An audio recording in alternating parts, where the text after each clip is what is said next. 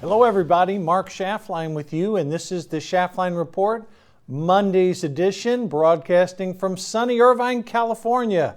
Happy to have you with us on this holiday week. And folks, it is a glorious day for America. The day could not have been any better on Sunday when President Joe Manchin, I know, it's Senator Joe Manchin, but we got to give him the glory for saving the country. When Senator Manchin of West Virginia went on Fox News and in an unrehearsed interview with Bret Baier signaled unequivocally that he will not vote for that hideous Build Back Better bill. Manchin effectively killed the Build Back Better bill, saving America from a wild socialist spending spree. You know all the garbage that was in that bill. $300 tax credits, climate rules. They even tried to get amnesty in that vote, but the Senate parliamentarians said no. Folks, it was a glorious day in America yesterday, and an even better day today. I can't tell you how happy I am. I'm debating what makes me happier. The fact that Manchin saved America. The Wall Street Journal actually came out with an editorial headline basically saying that Manchin's no vote gives the Biden administration a chance to reset their agenda and move forward trying to solve problems that real Americans care about and not this social spending climate garbage that comprised the BBB bill. Now, true to form, my friends, the Democratic establishment, the media, Hollywood, the never-Trumpers, folks, these people are angry. They are very angry at Manchin. They're angry at you, the American people, who didn't support their profligate spending. And you know, folks, think about this for a minute. Manchin has been crystal clear on his position dating all the way back to March. His position was, I will support it up to $1.5 trillion if and only if that the Democrats fund it for the full 10 years and not use gimmicks. Now, you know, folks, what happened? The pressure campaign against Joe Manchin did not work.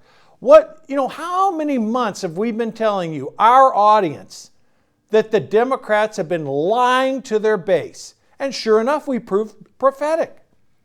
Not only did they try to put a pressure campaign on Manchin, they assumed the old Democratic playbook. Well, we'll just beat him into submission. We'll get protesters out. We'll have people contacting his family. We'll shame him into voting for it. That may work with a liberal from the Northeast. It doesn't work with a moderate Democrat from West Virginia. And thank goodness Joe Manchin stuck to what he believed in. You know, he's been called now disloyal by the White House. I mean, folks, think about this for a minute. Month after month after month, press conference after press conference, he stood there and told the Democrats what he would vote for and what he would not vote for.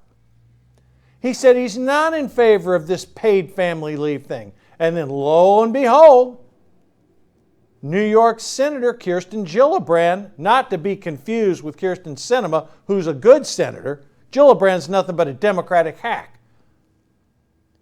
She tried to pressure Manchin into voting for that garbage. Manchin stood firm. Then what they did, the Democrats tried to use gimmicks by basically shortening the term of social programs to a year, 2 years, 3 years, in the hopes of reducing the cost of the bill. But guess what? When it came back that when you matched revenue over 10 years to social programs over 10 years, this $1.75 trillion spending monstrosity became almost a $5 trillion spending monstrosity. And you know what? The American people saw through this garbage. They knew it was a bad bill, Biden never campaigned on spending $5 trillion. The Democrats thought because they controlled the White House, the Senate, and the House, this is their one shot of getting a massive, unpopular piece of legislation through, and thank God for Joe Manchin, it backfired. Now, you would think that the Democrats might learn something, but no! Oh, no. Bernie Sanders goes out there and says, we need to force them to vote on it. Like, you think that's going to make a hill of beans difference? AOC comes out in an interview with Morning Schmo on MSNBC, to borrow Mark Levin's term, basically coming out and saying she's furious at the Senate. Well, young lady, if you're so damn furious at the Senate, why don't you primary Chuck Schumer, and then we'll see where that goes. You know, for a second-term congresswoman from one of the most liberal districts in the country to tell the Senate how to do his business, you know what they're doing at UALC? They're laughing at you. They don't give two rats' ass about what you and all the other New Yorkers have to say. They could not care less. And what does Chuck Schumer do? This guy is dumber than a rock. He comes out and he's going to listen to Bernie Sanders, and Sanders comes out and wants a vote.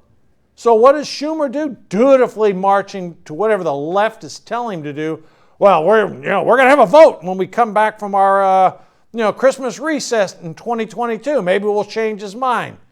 You know what he's doing there, folks? He's placating the liberal wing of the Democratic Party. That's all he's doing. He knows this bill's dead. He knows it's going nowhere. We've been telling you it's going nowhere for months. But they've been lying to their base. And now it's caught up with them. Not only is AOC furious, a lot of people, the White House coming out saying Manchin's not loyal. He turned his back on us. No, he didn't. The Biden administration never could close the deal. Why? Because Manchin laid down his marker and they kept trying to browbeat him for the last 3 or 4 months, and it didn't work. It never had a shot at working. Now, what's some of the great stuff that came out of this? Okay, first of all, before Manchin came on Fox News to state that he was not going to vote for this bill, the Senate parliamentarian stripped out the amnesty portion of this bill, which basically gave about 5 million illegals the right to basically work in the country and get benefits. It's like a back-end amnesty program. Basically putting them on parole, if you will, effectively. That was stripped out of the bill by Elizabeth McConnell. She's the Senate parliamentarian. And then what do the Democrats do? Why, they try to get around her. They wanted to get around that the amnesty is dead ruling. You know, the thing about the Democrats is this. Every time votes go their way in the Senate, why, the United States, our congressional system, our Senate system, it's the pillar of democracy. My God, we have the strongest democracy in the world. But when it goes against them, like what happened now, all of a sudden, we need to revamp the Senate rules. We got to get rid of that damn filibuster. We got to do this. We got to do that. These people are so out of touch, folks. It makes your stomach turn. But you know what? My stomach's not turning this morning. I am so happy that this dreaded bill is not going to see the light of day. I'm telling you something, folks. People all across America should celebrate this. We're a country that's already $29 to $30 trillion in debt. And despite Biden's lies that this bill would have net neutral, wouldn't cost anything, we knew better, you knew better. The Congressional Budget Office that scored this bill knew better. And now the American people know better. And you know who really came out a winner on this, folks? Senator Mitch McConnell. His strategy to get Republicans to vote on the first infrastructure bill, which about half of it contained real infrastructure, The Senate and the Congress used existing funding which had already been approved, plus another $550 billion to pass a $1.2 trillion infrastructure bill. Roads, bridges, highways, water treatment systems, rural broadband. About half the bill contained that. Yeah, there was some bad stuff in it too. But the vast majority of it was really towards things that the American people wanted. McConnell was able to convince, I think it was 19 GOP senators to support it. So you had a clear bipartisan bill there. And what do these idiots in the progressives try to do? They tried to hold up a good bill to stuff this garbage down the Americans' throats, and it failed miserably. Boy, what really excites me about this, folks, these far left-wing radical progressives like Rashida Tlaib, Ilhan Omar, AOC, Ileana Presley, Pramila Jayapal, all these left-wing radicals. You know what? They feared Manchin would do this. Biden said, no, I'll get him across the finish line. Well, they were right. And you know what, folks? It's a good thing that McConnell was able to get these bills separated, get Republicans on board. It showed bipartisanship, and it supports Manchin's position that good legislation should be bipartisan and not simply one party. Now, what are some of the crazy stuff that were left out of this bill? Well, besides paid family leave, that's gone. This $300 child tax credit that was part of, listen to this, folks, back in January when Biden first became president, they passed a $1.9 trillion coronavirus relief bill, like the third one. And within that bill contained a provision that for 1 year, for the rest of this year, there would be a $300 tax credit, I think for kids age 5, up to age 6, and then they phased it in for over age of 6. Bottom line was that for about, you got a $300 tax credit for every child you had. That was supposed to be a 1-year program. And it expired in December. The last payments went out December 15th. So what the Democrats cleverly tried to do is stick this in the Build Back Better bill. And then what they did with this, just to show you how devious these Democrats are and how lying they are, initially, if this credit had been for the full 10 years, that alone would have cost this country $1.5 trillion.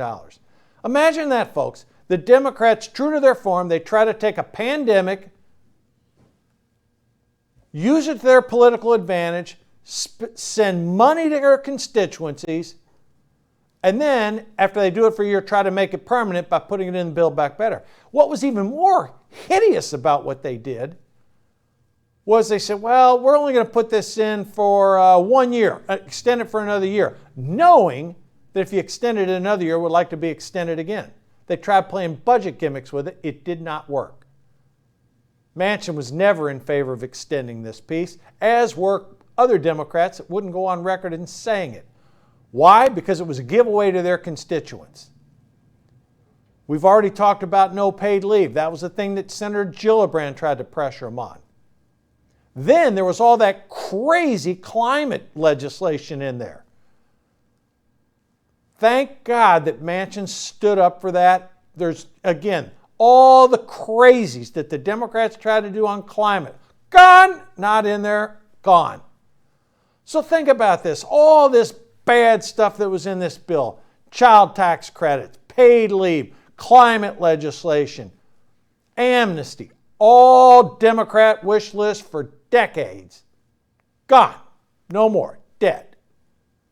Now, what they may try to do, just to forewarn you, they're going to come back after the first of the year. Schumer will appease the left by taking a vote. That way, the members that wanted to vote for it can go on record voting for it, and the 50 Republicans plus Manchin can say no. Then what they're probably going to do is peel these off individually and try to get smaller pieces of legislation around each of the topics.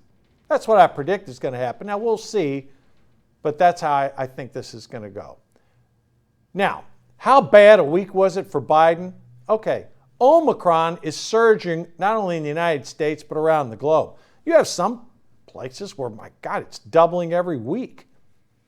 Now, the good news about it early estimates are that this form of the variant is less taxing, makes people less sick, less hospitalizations, less death. But it's still, I think, 4 times as more contagious as the Delta variant. Now, good news is in South Africa, it's already peaked. Hospitalizations are coming way down already. So the short-term duration may have a silver lining here. But if you think about it, folks, Biden came into office promising that he could get the virus under control and bring sanity to government, and he could work with Congress. That hasn't happened. None of it's happened. Folks, can you name one accomplishment? I can. I can name one. Passing that first infrastructure bill, the $1.2 trillion bill that money's going to be spent over 6 to 8 years. That's an accomplishment. That's it. Can you think of one other? I can't think of anything else. Nothing. This bill went down in flames. It's a debacle. You know, he's got all kind of issues at the border. Hasn't done a damn thing about it. Inflation continuing to surge. Well, the Fed's going to stop buying bonds. Hopefully that helps bring it down. But this massive government spending, thank God that's defeated. Again, I can't think. Crime's way up in the cities. Inflation.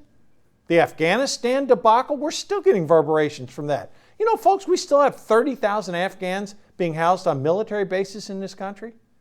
And no telling how many thousands are still in Afghanistan that couldn't even get here. So as the 2 main areas Biden promised competency, fighting the virus and getting Build Back Better, both miserable failures. You combine that with all the other failures, and it's no surprise. Now look, we had more Democrats announce over the weekend that they're going to be retiring from Congress.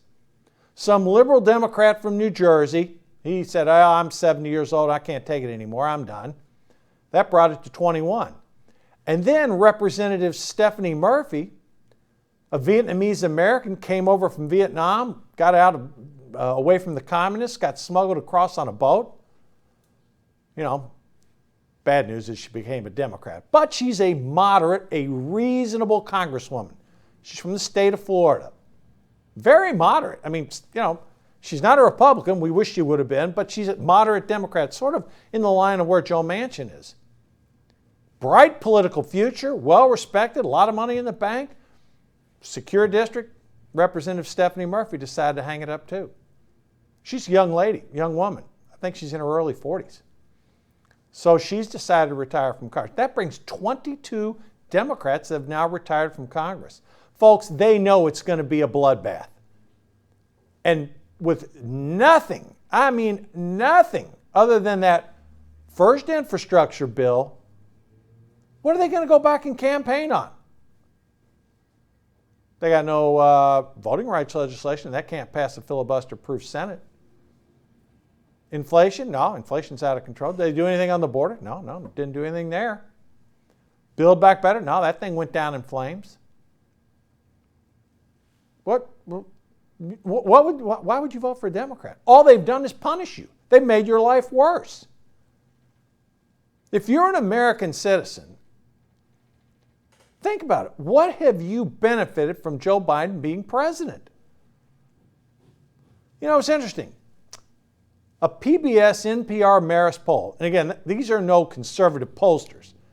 Public Broadcasting System, National Public Radio, Marist. Marist is a polling agency. They combine with NPR and PBS, two liberal organizations.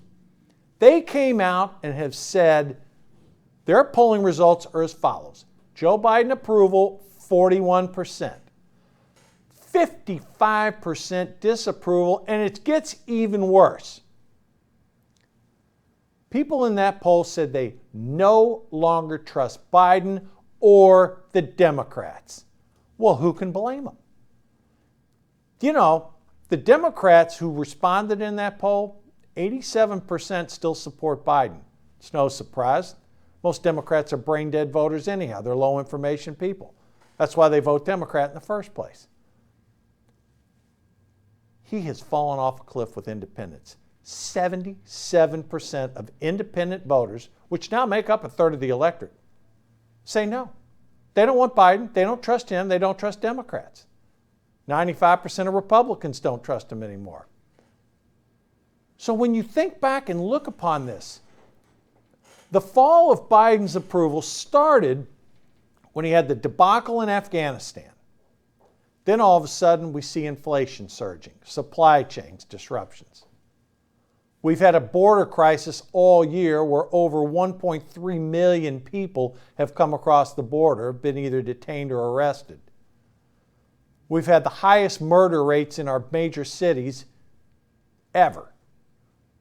We had smash and grab robberies at major cities, causing stores to have to board up or close down. You've got gangs, smugglers, and criminals surging at the border.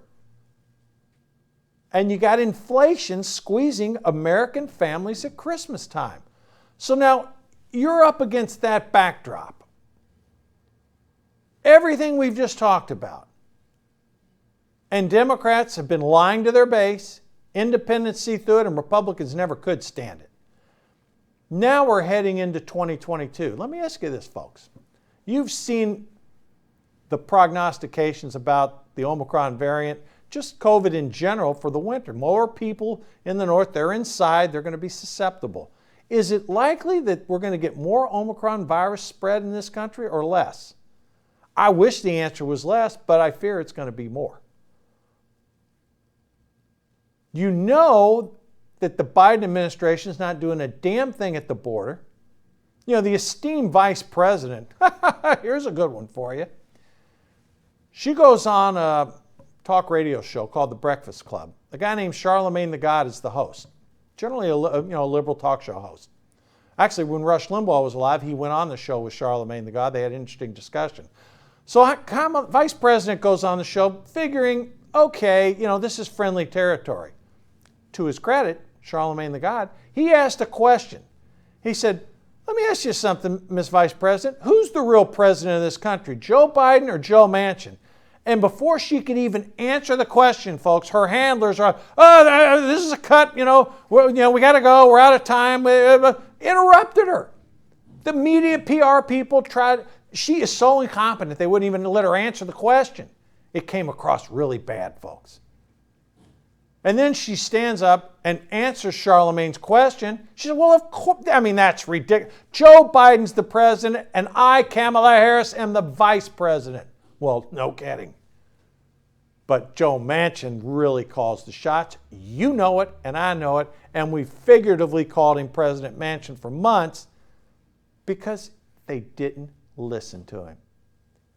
Now, again, back to our central point here. Why would you vote for a Democrat? Can you really think of anything that's helped your life? You go to fill up your car. Where were gas prices when Trump left? Around $3, $2 and change. And now, again, I filled up this morning, $5.15 a gallon here in California. Now, that's not the norm. You go to a grocery store, buy a steak, buy anything. T-bone steaks used to be $10, now they're $20. Turkeys. You name it. Everything is higher. So you're paying more for gas, paying more to go to the grocery store. Try renting a house or buying a house. You're paying way more. Then, are you safe? Do you feel good? No, you don't feel good about that. My point is this, folks.